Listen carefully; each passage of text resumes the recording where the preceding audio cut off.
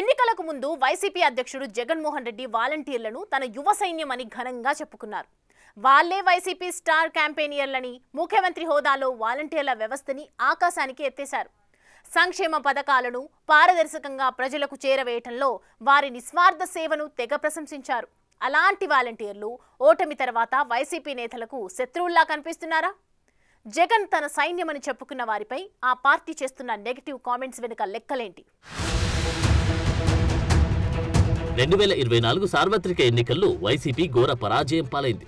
కూటమి ప్రభుత్వం ఏర్పడి ఏడాదికి పైగా గడుస్తున్నా ఓటమికి కారణాలపై వైసీపీ నేతలు పోస్టుమార్టం చేసుకుంటూనే ఉన్నారు. పేదలకు అనేక సంక్షేమ పథకాలిచ్చినా అంత అనూహ్య ఓటమికి కారణాలేంటన్నది తెలియక మల్లగుల్లాలు పడుతున్నారు. ఓటమికి విశ్లేషించుకునే క్రమంలో పార్టీ నేతల చూపు వాలంటీర్ల వ్యవస్థపై పడినట్లు కనిపిస్తోంది.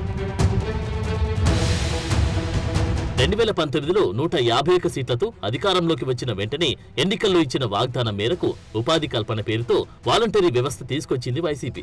ఆ వ్యవస్థ ద్వారానే ప్రభుత్వ సంక్షేమ పథకాలను పేదల చెంతకు చేర్చామని గొప్పగా చెప్పుకున్నారు వైసీపీ నేతలు. 2024 ఎన్నికల ప్రచారంలోనూ వాలంటరీ వ్యవస్థపై విస్తృతంగా ప్రచారం చేశారు కూడా.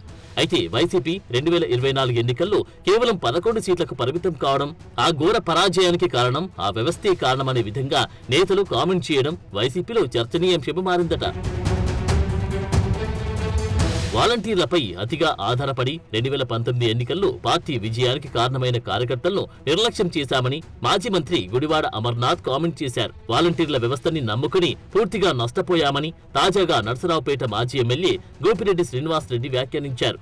ఏ పార్టీకైనా కార్యకర్తలు మూలస్తంభాలు, వాలంటీర్లు కాదని గట్టిగా చెప్పుకొచ్చారు గోపిరెడ్డి శ్రీనివాసరెడ్డి.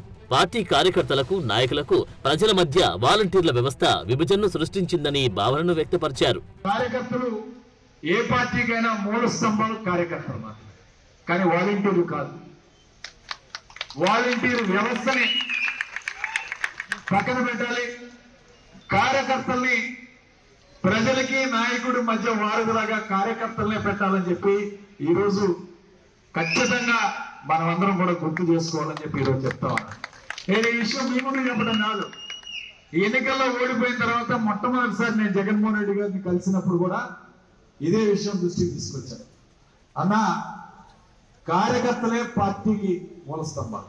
ఇవాళ కేసులు ఎవరి మీద పెడుతున్నారు?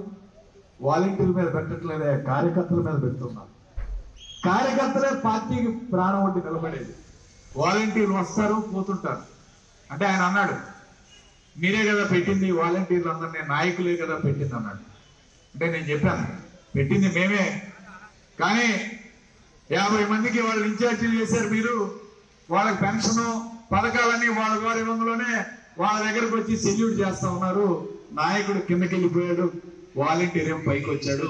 పార్టీ వ్యవస్థ అంతా కూడా ఈరోజు మనకి చిన్నాభిన్నం అయిపోయింది. కరెక్ట్ కాదు ఇది.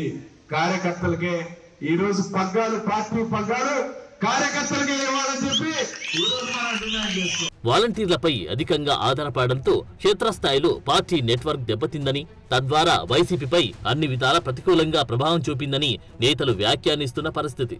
వాలంటీర్ వ్యవస్థ వల్ల ప్రజలకు ప్రభుత్వ ఫలాలు నేరుగా అందినప్పటికీ ఆ క్రెడిట్లో పార్టీ కార్యకర్తలు, గ్రౌండ్ లెవెల్ నాయకులకు సముచిత స్థానం కల్పించలేకపోయామన్న అభిప్రాయం వైసీపీ నేతలు వ్యక్తం చేస్తున్నారు. ప్రభుత్వ సంక్షేమ పథకాల లబ్ధిదారుల ఎంపిక నుండి సంక్షేమ పథకాల పంపిణీ వరకు ప్రతి పనిని వాలంటీర్ల ద్వారా నిర్వహించడంతో పార్టీ నాయకులు, కార్యకర్తలు అసంతృప్తికి గురయ్యారని సీనియర్లు అంటున్నారట. అందుకే ఎన్నికల సమయంలో పనిచేయడానికి వెనుకాడరు అని, ఆ ప్రభావం ఫలితాలపై తీవ్రంగా చూపించిందని పోస్టుమార్టంలో ఫిక్స్ అయ్యారంట. ఎన్నికలకు ముందు నుంచి కూటమి నేతలు వాలంటీర్ల వ్యవస్థపై తీవ్ర ఆరోపణలు చేశారు. వాలంటీర్లు పనితీరుపై అనేక సందేహాలు, ఫిర్యాదులు కూడా చేశారు. ప్రభుత్వ పథకాలను పంపిణీ చేయడంలో పక్షపాతం వహిస్తున్నారు అని, టీడీపీ సానుభూతి పరులను పథకాలకు దూరం చేశారని, ఎన్నికల్లో వైసీపీకి అనుకూలంగా పనిచేశారని ఆరోపించారు. దాంతో ఎన్నికల కమిషన్ వారిని ఒక దశలో విధులకు దూరంగా ఉంచింది.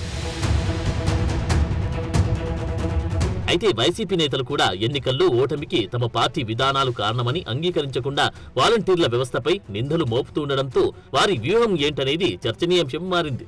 ఓటమి తర్వాత పార్టీలో జరుగుతున్న ఆత్మ పరిశీలనలో వాలంటీర్ల వ్యవస్థపై నేతలు చేస్తున్న కామెంట్స్ వెనుక ఆంతర్యమేంటనే చర్చ స్టార్ట్ అయింది. వాలంటీర్ల వ్యవస్థపై వైసీపీ ఆలోచన మార్చుకుంటుందా అన్న అనుమానాలు వ్యక్తమవుతున్నాయి. ఏ వ్యవస్థ అయితే పార్టీ వెన్నెముకని భావించారో అదే వ్యవస్థపై ఎన్నికల తర్వాత నేతలు స్పందిస్తున్న తీరును బట్టి చూస్తే వైసీపీ నేతల ఆలోచన మారుతుందనే భావన పొలిటికల్ సర్కిల్స్ లో వ్యక్తమవుతుంది. భవిష్యత్ ఎన్నికలను దృష్టిలో ఉంచుకొని వాలంటీర్ల వ్యవస్థను ఎలా పునర్వ్యవస్థీకరించాలనే దానిపై వైసీపీ ఆలోచన చేస్తున్నట్టున్నారు విశ్లేషకులు.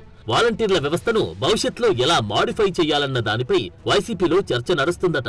వాలంటీర్ల వ్యవస్థపై వైసీపీ ఎలాంటి నిర్ణయం తీసుకుంటుందనేది ప్రస్తుతం ఆసక్తికరంగా మారింది. మొత్తం మీద ఎన్నికల ఓటమి నేపథ్యంలో వైసీపీ వాలంటీర్ల వ్యవస్థపై తన వైఖరిని మార్చుకొని ఆ వ్యవస్థపై బహిరంగంగా విమర్శలు చేస్తూ ఉండడంతో ఉపాధి కోల్పోయిన వాలంటీర్ల పరిస్థితి అగమ్య గోచరంగా మారిందిప్పుడు.